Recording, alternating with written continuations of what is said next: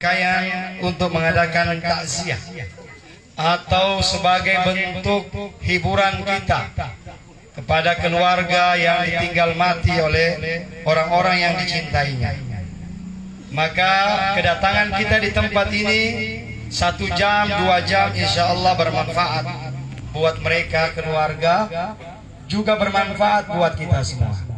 Salawat beserta salam kehadirat Nabi besar Muhammad sallallahu alaihi wasallam, keluarganya, sahabatnya, insya Allah kita umatnya. Yang saya hormati orang-orang tua saya, ada Pak Ustadz Haji Abdul Jalil Gibua, Bapak Ganda saya Pak Gamin Pasau, yang saya hormati Bapak Dr. Andus Isbat Lapato, ada juga Bapak Ketua Komda Al-Herat Pak Rusli, seluruh keluarga besar Al-Herat, seluruh keluarga besar Masigi yang malam hari ini terbagi dua, ya. Di sini lain sama almarhum Pak Samsul Latandu. Bapak-bapak, ibu-ibu, saking banyaknya orang yang meninggal tahun ini persis kejadian yang terjadi kita saat ini. Teringat saya tahun 2006. Tahun 2006 tepatnya Oktober itu meninggalnya almarhum Abah. Sebelumnya almarhum Al-Habib Abdillah Al-Jufri. Itu juga tahun 2006. Banyak ustadz-ustadz yang di Ternate, Maluku, yang di Ampana, pokoknya di wilayah-wilayah Al-Herat banyak yang meninggal di bulan Oktober itu. Maka pada haul Al-Habib Segaf almarhum Habib Segaf bin Muhammad bin Idrus Al-Jufri mengatakan tahun 2006 ini adalah amul husni untuk Al-Herat. Tahun 2006 ini adalah tahun kesedihan untuk warga Al-Herat. Tetapi sekarang ini Pak, di bulan Agustus ini, khususnya kita di Parigi Mautong ini bukan lagi amul husni, bukan lagi tahun kesedihan, tapi amul buka, tahun atau bulan air mata. Di mana-mana duka bapak-bapak, ibu-ibu. Kalau kita mau lihat HP itu isinya berita duka semua. Ada yang meninggal kakak beradik, kalau tidak salah tadi. Ya. Sebelumnya juga ada yang kakak beradik. Dan yang kita tempati malam ini bapak dan anak. Ya. Luar biasa bapak-bapak. Ini memang Allah ingin memperlihatkan kepada kita tanda-tanda kekuasaan. Innallaha ala kulli syai'in qadir. Saya 3 hari lalu, waktu hari pertama meninggal, malamnya saya pergi ceramah di Kasimbar. Mulai dari lepas Lebo sampai di Kasimbar itu saya hitung hampir 20 bendera putih. Hampir 20. Di Kasimbar saja itu hari itu 4 orang yang meninggal dunia. Inikah apakah entah COVID, sampai bingung. Bukan cuma orang bingung mau pergi takziah di mana. Sampai Pak Imam juga bingung. Ustaz bingung, tadi kejadian sama saya tadi di sana Pak. Waktu taruh dupa, betul namanya. Begitu sudah baca doa, Summa ila arwahin Nabi Muhammad SAW, khususan ila ruh almarhum Haji Samin Latandu. Pak Samin, Pak Samin. Jadi Pak Arka maksudnya, saya tidak Pak Amin tadi Pak Samin. Saya bilang berarti panjang umur. Saya tidak sengaja kasih. Sudah tahunan saya pimpin tahlil, baru tadi tak salah. Masa saya lupa namanya tetangga aku Haji Samsul. Karena mungkin itu ada hikmahnya. Kalau anak kakak adik jangan terlalu dekat-dekat nama. Mau tak salah. Samin, Samsul. Sama almarhum ini Hasrun. Itu bisa tak salah juga. Nah, ada juga saya punya sudah Fadliyah. Dekat-dekat namanya. Jadi bapak-bapak, ibu-ibu, kita semua insya Allah mau COVID pun tidak COVID, tapi juga mau mati. Tapi betul, Nabi ajarkan kepada kita, apabila terjadi suatu wabah di suatu tempat, maka jangan kalian tinggalkan tempat itu. Contoh, Parigi Mautong sekarang ini zona merah, kembali ditetapkan zona merah. Saking banyaknya yang meninggal dunia. Coba kita lihat, mungkin banyak pegawai rumah sakit itu, coba di rumah sakit. Ya. Ada juga yang kurang yakin, ya wallahu alam, terserah. Tetapi yang jelasnya penyakit ini ada, bapak-bapak, ibu-ibu. Cuma kan tergantung kepada kita semua bagaimana menyikapi ini. Oleh karenanya bapak-bapak, ibu-ibu, kaum muslimin dan muslimat yang dirahmati Allah, Allah Subhanahu wa taala menakdirkan kehidupan kita. Mulai dari zaman azali, di zaman ruh, kita sudah Allah tetapkan. Kita mari Pak Imam.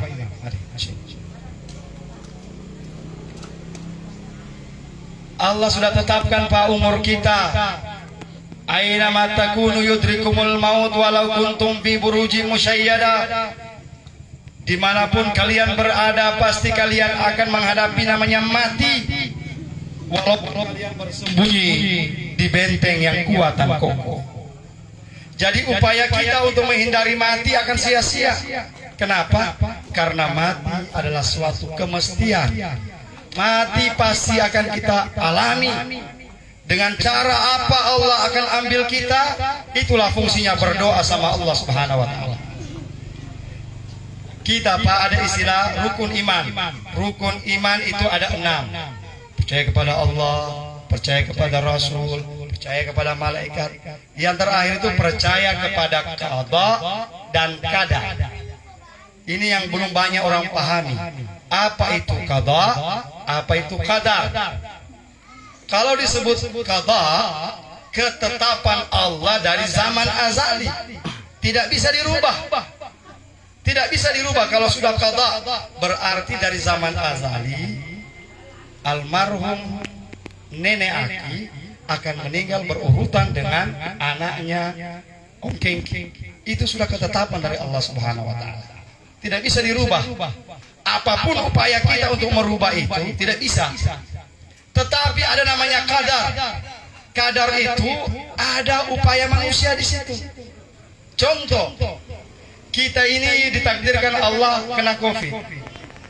Misalnya, kena wabah. Tetapi karena setiap saat kita meminta sama Allah, ya Allah ya Rabb, jangan kasih sampai penyakit itu sama saya. Ya Allah ya Rabb, jauhkanlah penyakit itu dari daerah kami. Ya Allah yang Maha Penyayang, jangan sampai saya kena COVID. Ketetapan kita itu bisa dirubah. La yaruddul qada illa. Tidak ada yang bisa menolak qadar kecuali doa. Jadi mari berdoa. Sekarang parigi mautong zona merah.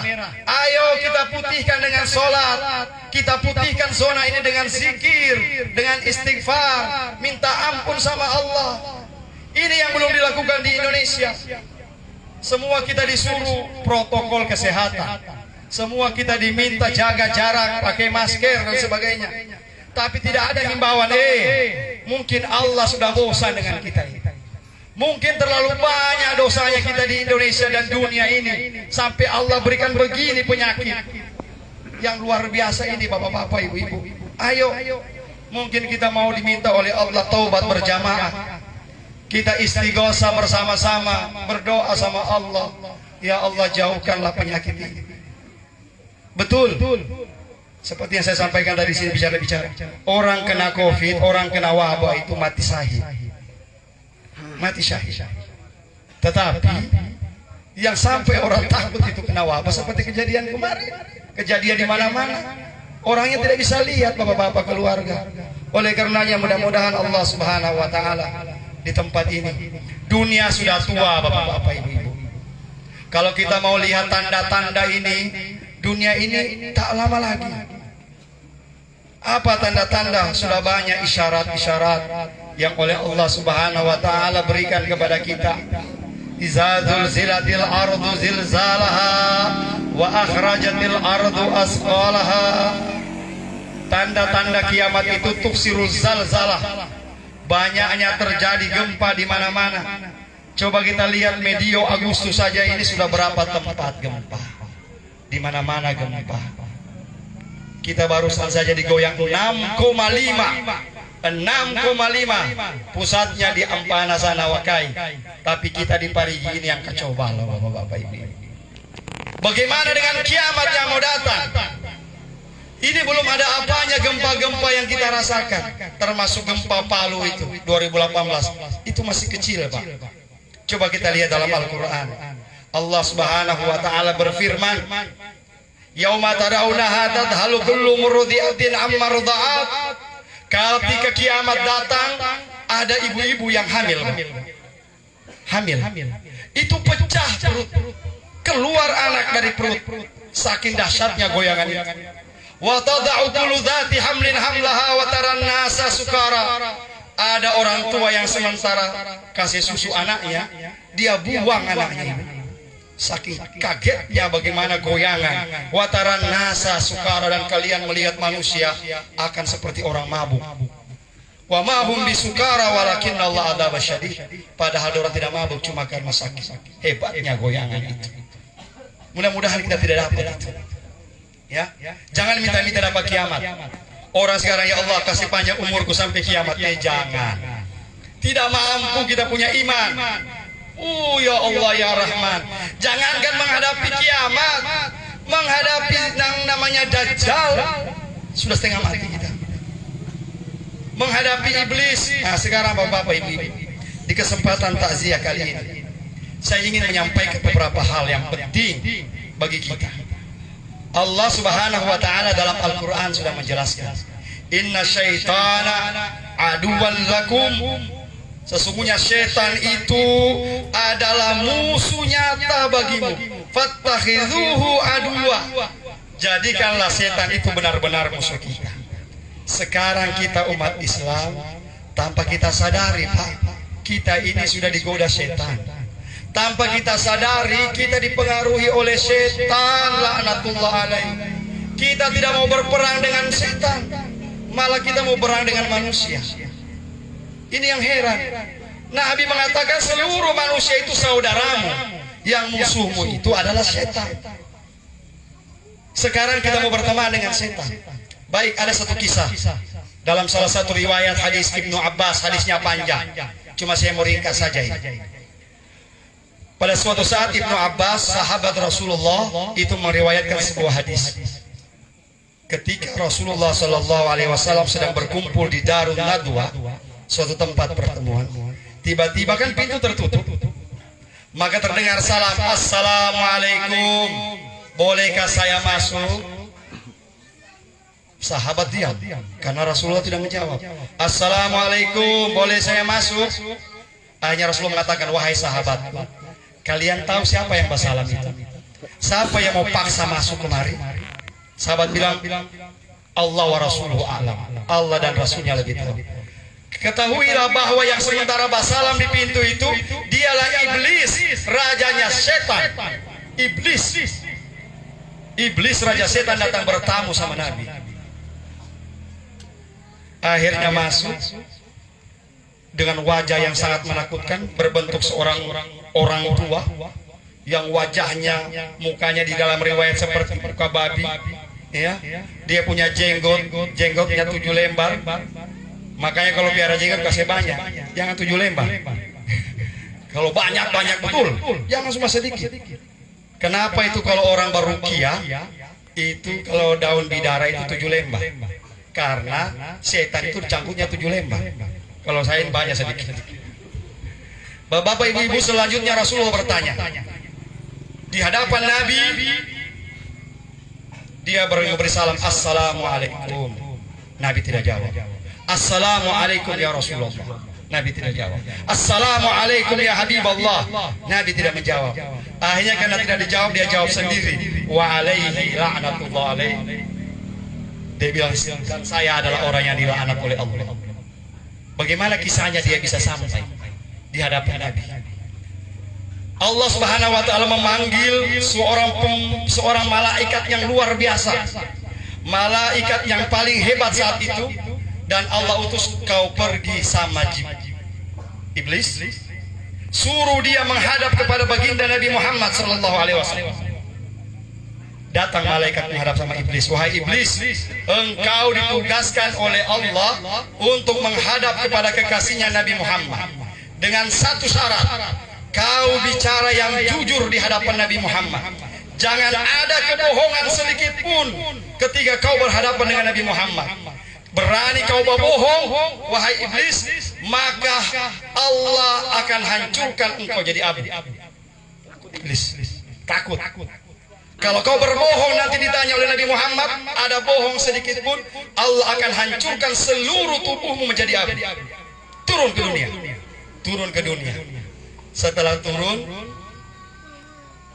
ketika itu sahabat Umar bin Khattab, ini manusia paling berani, berdiri dia bilang, ya Rasulullah, izinkan saya penggal kepalanya iblis ini. Kata Rasulullah, Umar, apakah kau tidak baca Al-Quran?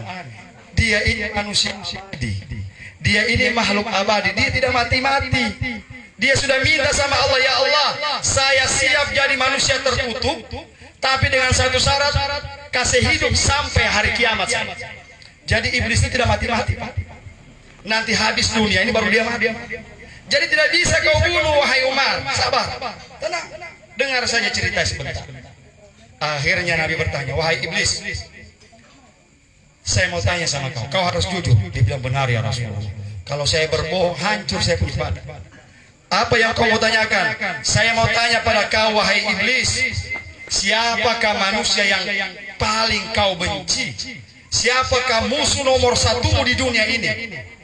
Maka Jibril langsung ente mengatakan, ente ya Muhammad, musuh nomor satu.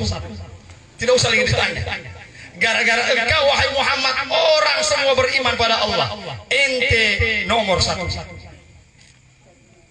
Oke, baiklah. Kalau begitu umatku yang mana yang menjadi musuh? Ini mudah-mudahan kalau apa yang menjadi musuh setan kita buka, insya Allah setan tidak datang sama kita. Tapi kalau yang dia suka kita buat, dia bersatu dengan kita, bapak-bapak, ibu-ibu. Ini ceritanya sahih. Ini cerita hadis sahih, bukan cerita karang-karang. Dia berkata begini, orang yang paling aku benci di dunia ini, kata iblis, adalah orang yang melaksanakan ibadah sholat. Kalau ada orang sholat, kata iblis, saya kerahkan seluruh pasukanku. Ada yang tinggal di otaknya. Akhirnya pada saat sholat bukan Allah diingat, yang diingat tutup, belum ditutup kios. Yang diingat di mana tadi kunci. Dia tidak tahu ada setan di otak. Ada yang lupa rakaat. Sholat lupa rakaat. Kalau sholat subuh ya diingat rakaat. Tapi paling banyak orang tak salah rakaat sholat duhur, sholat asar. Aduh, sholat rakaat kabar apa saya? Sholat rakaat kabar apa ya? Kalau ada orang lupa sholat, Pak, lupa rakaat, perlu diruqyah. Tahu salah gitu, ruqyah langsung, ruqyah diri sendiri. Berarti ada setan di kepalaku ini. Masa biar rakaat saya sudah lupa? Ada baca Al-Fatihah tak putar-putar. Bismillahirrahmanirrahim. Alhamdulillahirabbil alamin arrahmanirrahim maliki yaumiddin arrahmanirrahim, tak putar-putar. Berarti ada setan. Kata iblis, aku serahkan juga beberapa saya punya pasukan tinggal di dada, tinggal di punggungnya. Maka kalau sujud tidak mau lama-lama. Coba lihat kita punya sholat. Kalau olahraga, 1, 2, 3, bisa. Tapi kalau sambayang, paling 1. Subhanallah wa bihamdihi, subhana rabbiyal a'la wa bihamdihi. Langsung berdiri. Dia tidak mampu belakang, sakit. Setan yang naik akal itu. Kenapa kau push up bisa? Push up sampai 20 kali, 25 kali, tapi sujud cepat. Apalagi kalau salat tarawih. Allahu Akbar, Allahu Akbar. Setan sama satu batu. Ya Allah ya Rahman. Setan sudah mengatakan saya tinggal di punggungnya. Supaya apa? Supaya mereka sholat tidak bagus. Yang kedua, kalau orang yang sholat itu kau punya musuh. Yang kedua apa? Kalau ada orang sholat, kata setan, kata iblis, maka semua badanku ini terasa sakit, menangis saya. Kalau ada orang sholat, kalau ada umatmu tidak sembahyang, wahai Rasulullah, saya ketawa sama-sama dengan dia. Jadi kalau ada orang sholat, setan tidak akan datang. Itu sudah janji setan, janji iblis. Kalau ada orang sholat, saya tidak bisa. Yang kedua, apa yang kau takuti dari umatku? Yang saya takuti kalau mereka berpuasa. Kalau mereka berpuasa, Berteriaklah saya sampai saya punya suara ini didengar oleh seluruh penduduk langit. Ketika puasa pertama itu, kami seluruh pasukan setan ditangkap, dibelenggu sama malaikat, ditaruh di bumi yang paling bawah. Jadi hadis tentang setan itu diikat di bulan Ramadan itu betul, Pak. Lalu dia bilang, Ustaz, kenapa setan bulan puasa diikat tapi ada orang yang puasa? Berarti setannya bukan setan iblis, setannya manusia. Kan begitu. Iblis dan setan ditangkap kalau bulan Ramadan, dikasih kacau supaya tidak menggoda manusia. Kenapa ada orang tidak berpuasa? Berarti setannya manusia. Ada setannya berwujud jadi istri, ada setannya berwujud jadi supermi. Tidak bisa. Hah? Jadi Ustaz, saya kalau puasa itu bisa balik supermi di TV itu. Oh, langsung buka saya. Astagfirullah, iman supermi. Ya Allah. Padahal setan itu paling takut kalau kita puasa. Maka ketika selesai puasa, kita sudah sholat Idul Fitri, setan dilepas pulang. Makanya karena setan dilepas pulang, ada orang Idul Fitri kembali minum cap tikus. Pak acara dia bilang 1 bulan ini Ustaz. Bukan cuma saya cerita ini, saya pernah. Habis sholat Idul Fitri saya bilang kampungnya berjalan saya. Mau pergi ke rumah teman. Saya lihat anak-anak muda berkumpul. Bapak kamu? Dorong semuanya Ustaz, cap tikus. Astagfirullahaladzim. Hari raya pertama masih minum cap tikus. 1 bulan ditahan Ustaz. Betul, karena setan kembali ulang dilepas. Tidak perlu heran. Yang ketiga, yang ditakuti oleh setan itu apabila umatnya ini bersedekah, maka setan upayakan semua jangan sampai orang Islam itu bersedekah. Mau taruh di masjid, dia mau kasih kurang itu. Terlalu banyak aku taruh itu 25.000. Belikan rokok saya setengah, 5.000 saja. Siapa itu? Iblis. Padahal mampu kita 50.000, mampu kita 50.000, tapi tidak bisa. Bapak-bapak, ibu-ibu. Jadi dari kisah iblis dengan Rasulullah SAW ini, kita jadikanlah setan ini sebagai musuh kita yang nyata. Musuh kita yang nyata, insya Allah selamat kita di dunia akhirat. Dunia ini pendek saja. Cari amalan yang pendek-pendek saja, Pak. Sekarang di kesempatan takziah ini saya ingin jelaskan bahwa Bapak Ibu-ibu. Suatu saat Nabi SAW ditanya, Ya Rasulullah, ayyul a'mali khair. Wahai Rasulullah, amal apa yang paling bagus? Nabi tidak menjawab sholat, Nabi tidak menjawab zakat, Nabi tidak menjawab haji. Sebab sholat, zakat, haji itu amalan pribadi, itu namanya ibadah. Tapi kalau disebut amal soleh, itu harus ada hubungannya dengan orang lain. Kita sekarang tidak sholat terus, kita punya sholat terus kita kasih baik, tapi dengan manusia tidak baik. Itu bukan amal soleh. Sholat itu ibadah. Kalau kita tidak kerjakan berdosa kita. Tapi yang kita mau kejar ini amal soleh. Maka Nabi menjawab ada 2 amal soleh. Ada 2 amal soleh yang bagus. Wa mut'imut ta'am wa tuqri'us salam. 2 amal soleh. Pertama, beri makan orang. Yang kedua, beri salam sama orang. Jangan kira itu amal jariah. Ada orang sering bilang amal jariah, bantu ini, bantu masjid, amal jariah, bantu pesantren, amal jariah, bikin jalan, amal jariah, bikin sumur, amal jariah. Tapi itu amal jariah dalam bentuk benda. Tetapi banyak umat Islam tidak tahu bahwa amal jariah bukan cuma itu. Amal jariah itu adalah memberi makan. Memberi makan kepada siapa? Kepada anak kita. Saya mau kasih contoh begitu. Almarhum nenek Aki, ya, berapa banyak amal jariahnya? Kalau kita mau hitung, mungkin kita tidak lihat amal jariahnya nenek Aki. Dia waktu masih muda dia menikah dengan nenek Puang ini, kemudian dia beri makan anaknya. Dia beri makan dari hartanya, dari hasil kerjanya. Dia beri makan jadi ustadz anaknya satu, jadi guru anaknya. Selama Ustadz Nasrun ini berceramah, selama Ustadz Nasrun, selama Tante Pau ini mengajar anak-anaknya, maka nenek Aki, nenek Puang dapat amal jariah. Ya, luar biasa nenek Aki ini menurut saya. Bisa ciptakan guru, bisa ciptakan ustadz. Berapa amal jariah yang dia panen di dalam kuburnya sekarang ini. Setiap Ustadz Nasrun ceramah, pahalanya dapat juga dia.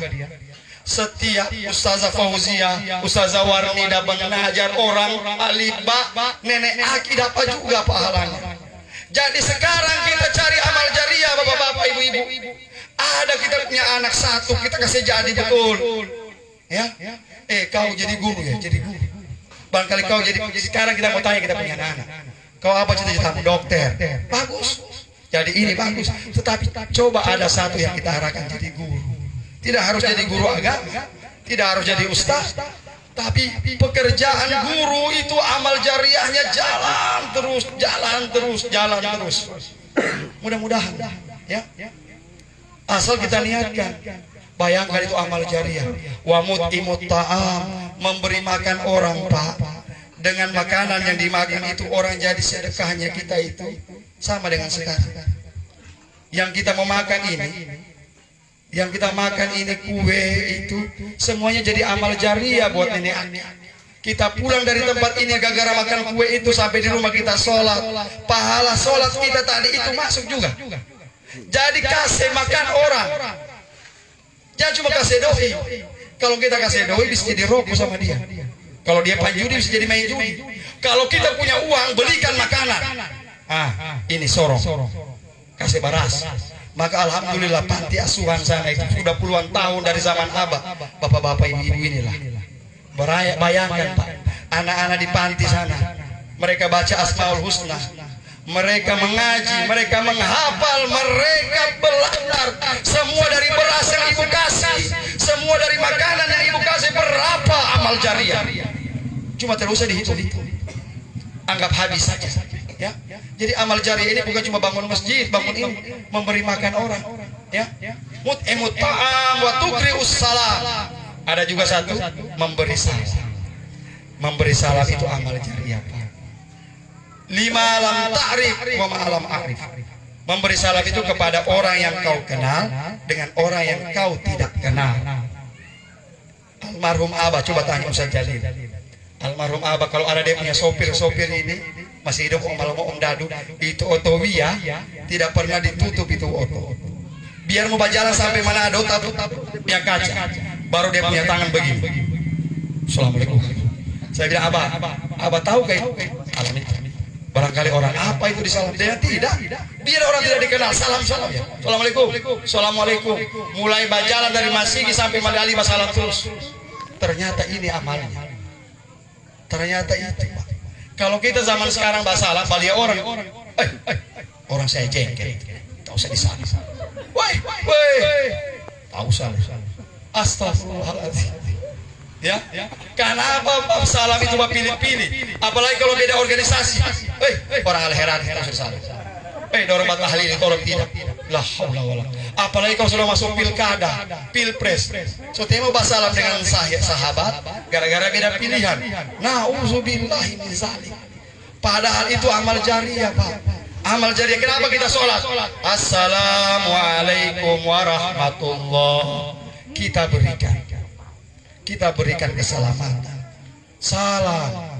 Oleh karenanya mudah-mudahan kita ini, Pak, kita bukan jihad fisabilillah. Orang kalau mati syahid, mana mati syahid? Mati syahid itu orang yang berperang di jalan Allah langsung.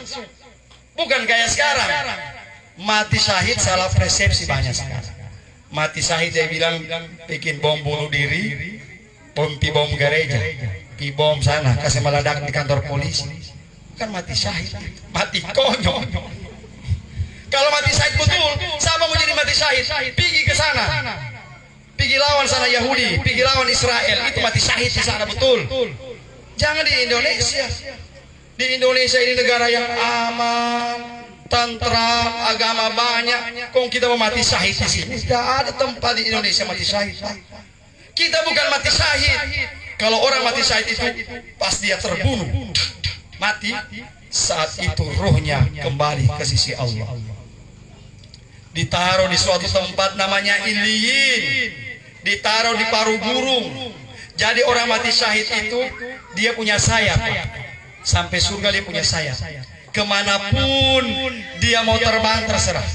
Sekarang ini orang yang mati syahid sekarang sudah ada di surga sekarang. Mereka terbang ke sana kemari. Lalu Allah tanya sama mereka, wahai ayyuhas syuhada, wahai orang-orang yang mati syahid, apa permintaan kalian? Kata mereka, sudah tidak ada ya Allah. Kami sudah enak di dunia ini, di surga ini. Apalagi saya mau minta? Kata Allah, apakah ada permintaan lain? Apa yang mereka tanya? Yang mereka tanya, yang mereka minta, ya Allah, kalau seandainya boleh kami meminta satu ya Allah, hidupkan kami kembali di dunia supaya kami mati terbunuh lagi. Subhanallah. Itu orang mati syahid langsung masuk di surga, kecuali mati syahid tapi punya utang. Ya? Kalau ada orang mati syahid tapi punya utang, kata malaikat tunggu, stop. Ente betul mati syahid tapi nak dia utang. Berhenti di sini. Sedangkan orang syuhada mati syahid punya utang, tak tahan masuk surga. Bagaimana kita cuma mati konyol, mati pudu banyak. Kita ini bawanya utang. Allahu Akbar. Lama masuk surga kasih. Lama. Jadi kasih lunas memang utang. Ya.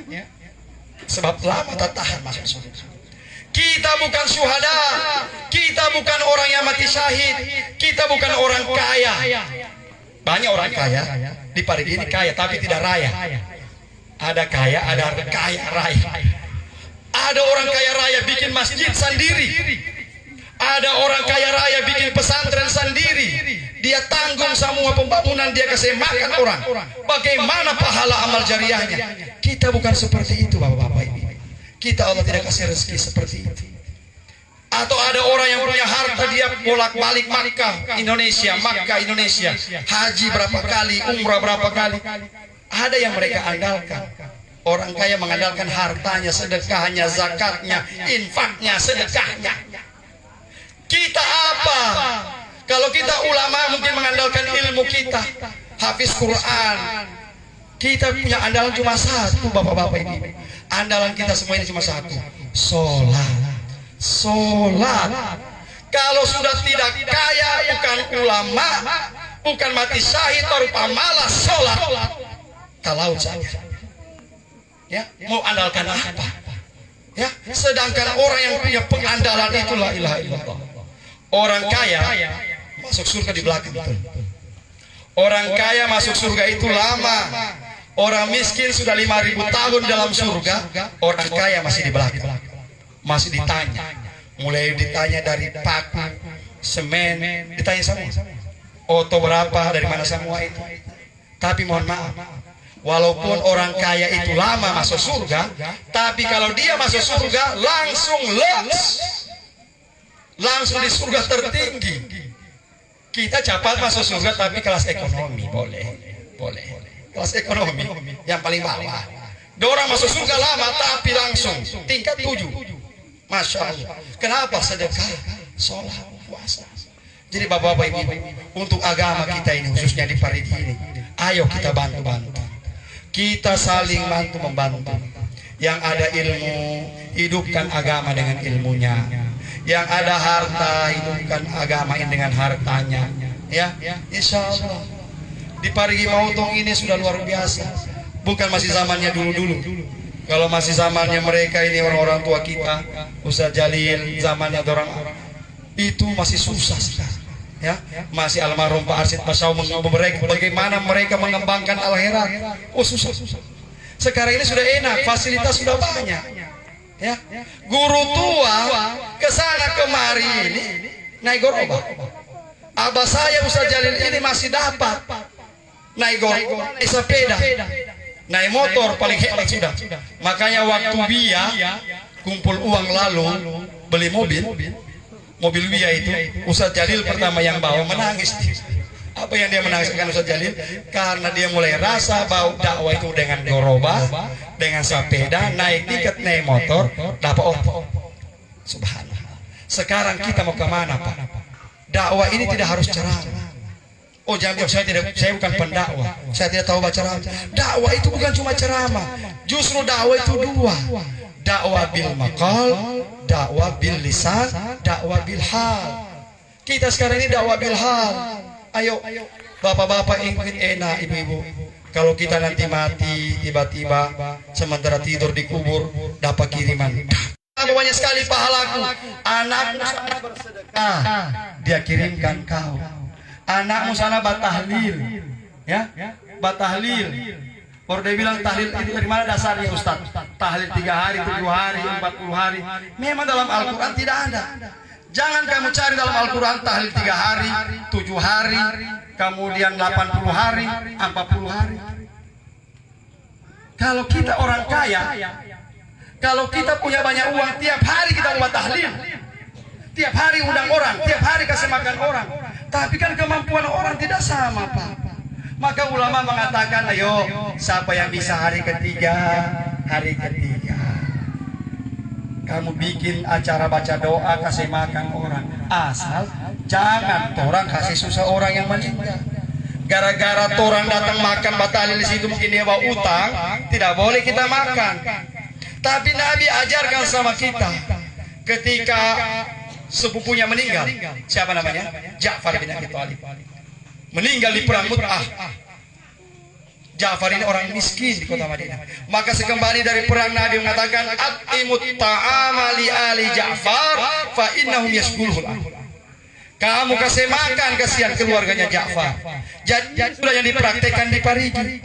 Kalau ada orang meninggal, ada yang bawa aqua, ada yang bantu kue, ada yang bantu beras, ada yang bawa ikan. Kita tidak bebankan sama orang yang berduka. Kalau kita datang gratis kemarin memang tidak boleh, ya Pak.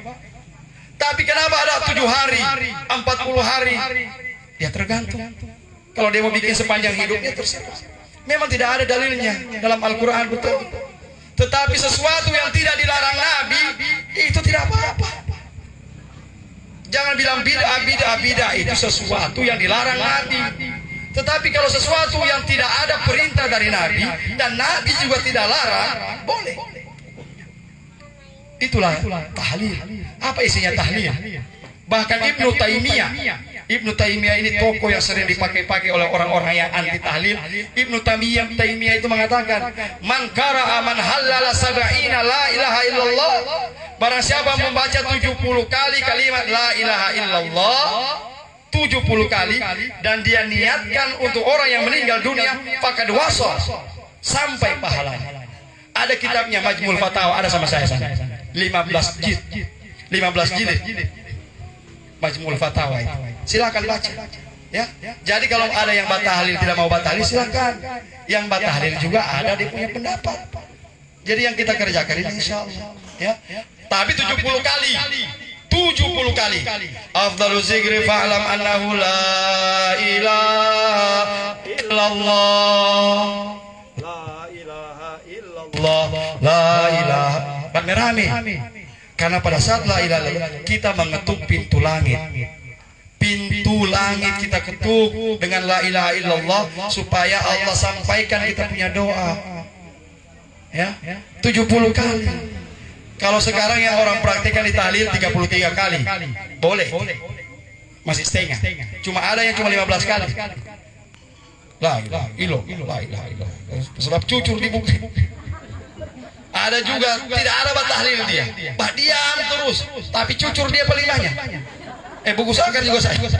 Tadi tiara tahlil, ya, tahlil kasih. Ya, la ilaha illallah. Terserah pakai lagu apa. Kalau orang la ilaha illallah, berarti dia pakai semiro.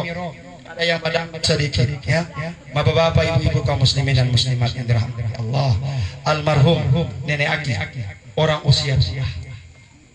Ya, kira-kira yang paling tua mungkin selagi yang sementara tua. Kata Nabi, orang man balaga umur hutis'in, barang siapa umurnya 90 tahun, Maka kata Nabi, turun malaikat sama orang ini dan mengatakan, antum masirullah di dunia. Kalau ada orang umur 90 tahun, turun malaikat sama dia mengatakan, kau tawanan Allah di dalam dunia. Maka beruntung Tante Nida, beruntunglah semua keluarga ini yang mengurus nenek Aki selama ini. Semua apa yang dia buat insya Allah menghapus dosa-dosa kita. Walaupun kadang-kadang kita juga sudah tidak sabar, walaupun kita biasa juga sobat, Raya kenapa begini orang tua? Tetapi 90 tahun, Masya Allah. Orang mau sampai 60 tahun saja susah. Nenek Aki tembus 90 tahun. Allah rahmati, Allah ampuni dosanya. Lalu kenapa waktu dia meninggal dunia beberapa hari? Saya sampaikan sama Tante Nida waktu itu. Tante Nida, ini sana Om Kengki sakit. Mungkin ada baku tahan ilmu orang tua ini. Siapa yang duluan? Siapa yang di belakang? Saya datang malam itu, saya kasih tahu sama Tante Nida, ini sudah sedikit lagi.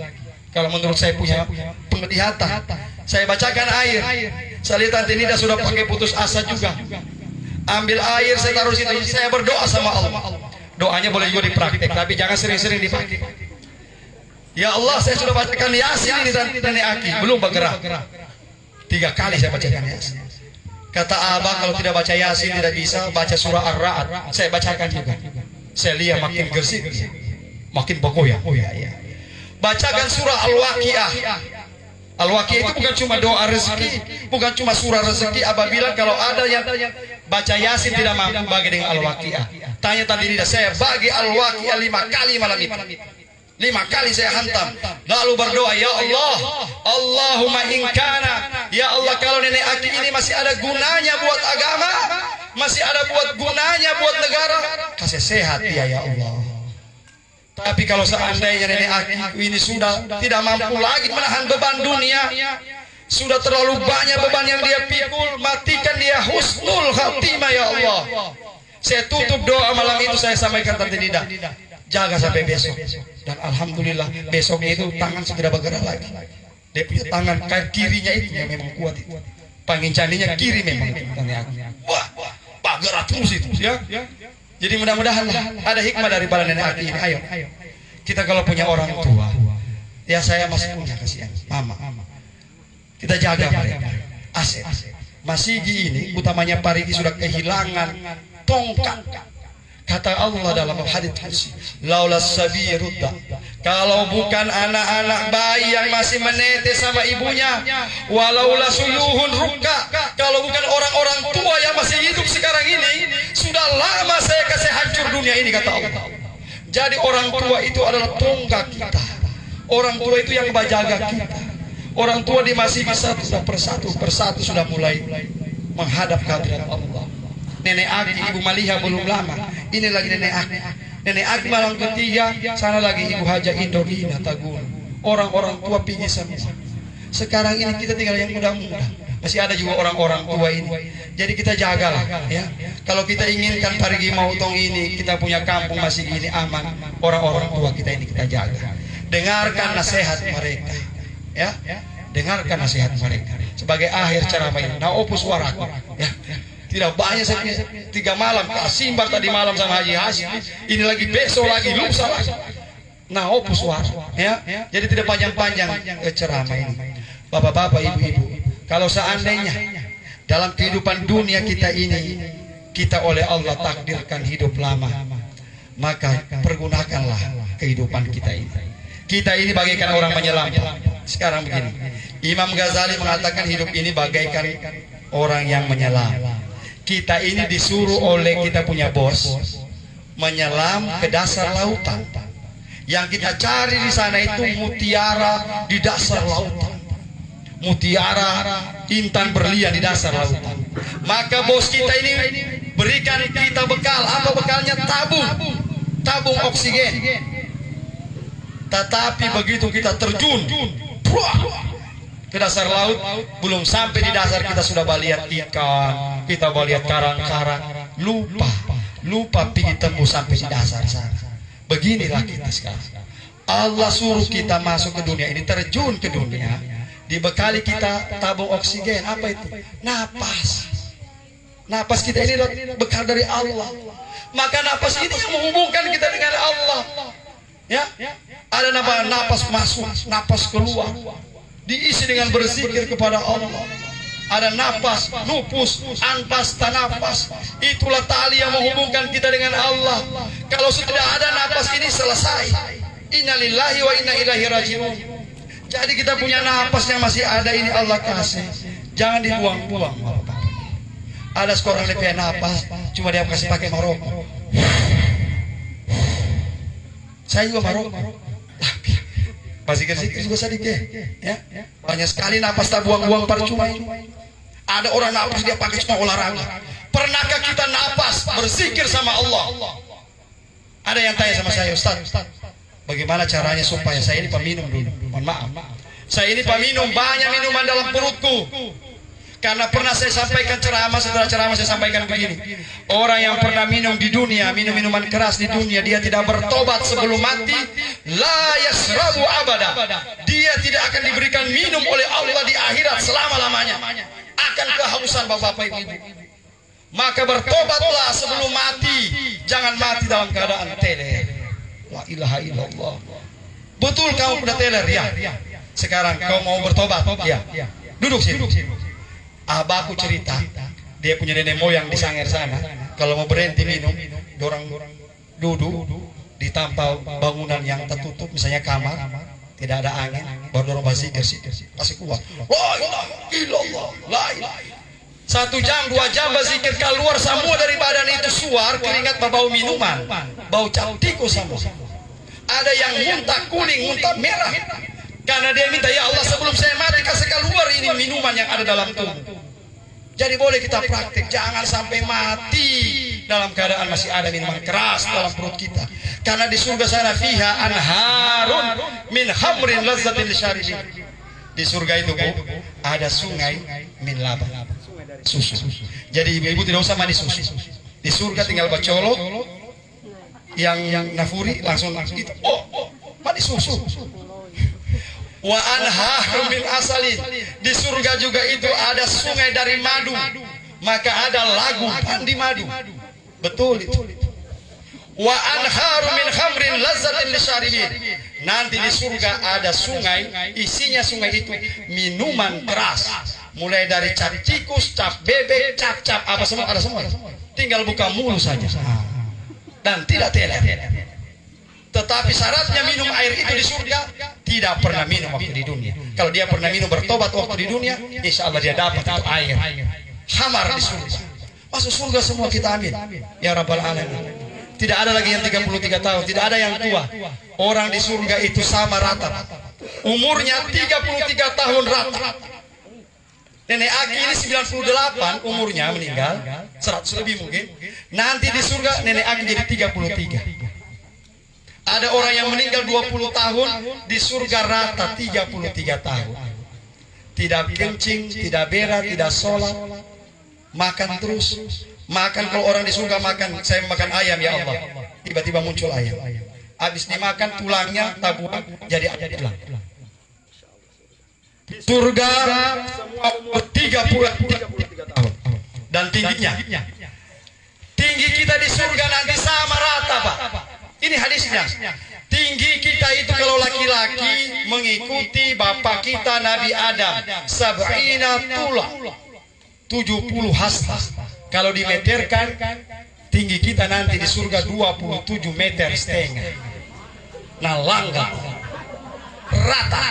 Jadi yang pendek sekarang ini tahu saya pakai setinggi. Mau tinggi nanti di sana. Tahu usah. Yang perempuan tingginya berapa? Mengikuti Ibu Hawa. Berapa? Arba'ina tula, 17,5 meter. Rata. Baru mana bidadari itu Ustaz? Bidadari ya itu istri kita. Jadi begitu saya cerita begini, dia panggil dia suami. Itu sini. Rugi kau tadi. Ustaz Mamat berceramah. Apa dia bilang? Nanti di surga bidadari. Kau kira siapa? Saya. Kau iyo hama, kau terus sudah di dunia nggak ada pecar begini, jadi dari kami juga. Astagfirullah. Jadi begini terakhir cerita. Laki-laki akan siapa? Laki-laki yang bidadarinya itu istri yang paling taat sama dia. Walaupun dia istri sampai 4, 3, mana yang paling taat itu yang jadi bidadari. Jadi bidadari. Kalau perempuan Ustaz, bagaimana tuh perempuan dapat bidadari? Begini, kalau perempuan dia akan bersama suami terakhirnya di dunia. Suami terakhir itu dia. Jadi kalau ada janda sekarang ini, maaf janda ini masih belum janda. Mohon maaf, kenapa istrinya Ustaz, istrinya Kiai, istrinya Habib tidak ada yang kawin? Coba cari. Sana, Umi. Sana saya punya mama. Mungkin karena sudah tua juga. Tapi kalau istrinya Ustaz tidak mau kawin, bagaimana? Apakah ada sejarahnya? Ada. Begini. Sahabat Abu Dzar Al-Ghifari. Ketika dia mau meninggal, dia panggil istrinya, wahai istriku, kau mau bersama-sama dengan saya nanti di surga? Katanya, saya siap. Saya suka dengan engkau, wahai suami. Saya suka dengan engkau sama-sama di surga. Syaratnya jangan kau kawin setelah aku meninggal. Ya, jadi kalau kita cinta, kita punya suami yang dulu, jangan kawin. Apa sekarang ini janda semakin di depan? Iya. Kalau dicerita itu, kalau di Indosiar itu lagu itu, ku menangis. Itu kalau janda, kalau istri suaminya meninggal langsung bikin kue, panjual kue apa. Itu di dunia film. Kalau di dunia nyata begitu 40 hari menjanda, langsung gapira. Tapi bukan janda di sini. Jangan terjadi. Ya, bapak-bapak, ibu-ibu kaum muslimin dan muslimat yang dirahmati Allah. Sebagai akhir ceramah ini, Nenek Aki hanya mengharapkan doa dari kita.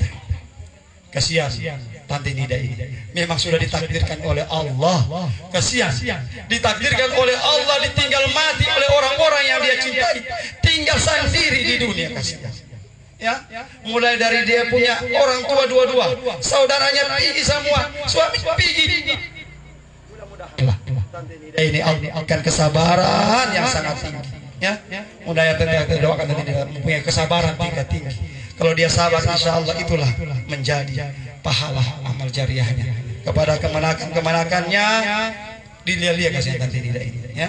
Di taman-taman dia di rumah ini. Yang kasihan setia LDP saudara, so kamu setia taman lagi di rumah ini ya. Mudah-mudahanlah kita berdoa pada Allah, mudah-mudahan Ustaz Nasrul ini saya mau cerita Pak. Abah saya menganggap Nenek Aki ini saudaranya, orang tua kandungnya. Tetapi subhanallah, anaknya Nenek Aki, Ustaz Nasrul, menganggap abah orang tuanya. Bagaimana persaudaraan tidak ada ikatan darah? Orang Sangir dengan orang Kaili dari mana bisa bersaudara seperti ini? Inilah namanya ikatan persaudaraan sesama muslim. Sampai sebelum meninggal, abah saya pesan, Mama, jangan ada orang punya keturunan nanti menikah dengan Nenek Aki. Karena orang saudaranya torang. Karena orang Sangir begitu. Orang Sangir itu sepupu 1 kali, sepupu 2 kali, sampai sepupu 3 kali tidak boleh menikah. Jadi saya sudah dipesan, jangan kawin dengan anaknya keturunannya Nenek Aki, karena itu orang tuaku, papaku itu. Masya Allah. Bagaimana? Jadi mudah-mudahanlah kita punya orang tua ini tinggal masih ada. Nenek Aki sudah tidak ada, Ustadz Nasrul ini tinggal Ustadz Jalil. Mudah-mudahan kita doakan panjang umur beliau. Semoga semua orang-orang tua kita dalam keadaan husnul khatimah. Ala hadan niyah, kita doa bersama. Ala hadan niyah wa ala kulli niyatin salihah, khususan ila ruh almarhum Ismail Saribu wa almarhum Nasr Ismail. Ala hadan niyah wa ala kulli niyatin salihah. Al-Fatihah. A'udzubillahi minasyaitonir rajim. Bismillahirrahmanirrahim. Alhamdulillahirabbil alamin arrahmanir rahim maliki yaumiddin. Iyyaka na'budu wa iyyaka nasta'in. Shiratal mustaqim. Shiratal ladzina an'amta 'alaihim ghairil maghdubi 'alaihim waladdallin. Allahumma ighfir lahum warhamhum wa'afihim wa'fu anhum wa akrim nuzulahum wasma dakhalahum. Allahumma la tahrimna ajrahum wa la taftinna ba'dahum waghfir lana wa lahum. Allahumma ighfir lil muslimina wal muslimat wal mu'minina wal mu'minat al ahya'i minhum wal amwat innaka sami'un qaribun mujibu da'wat ya qadi al hajat.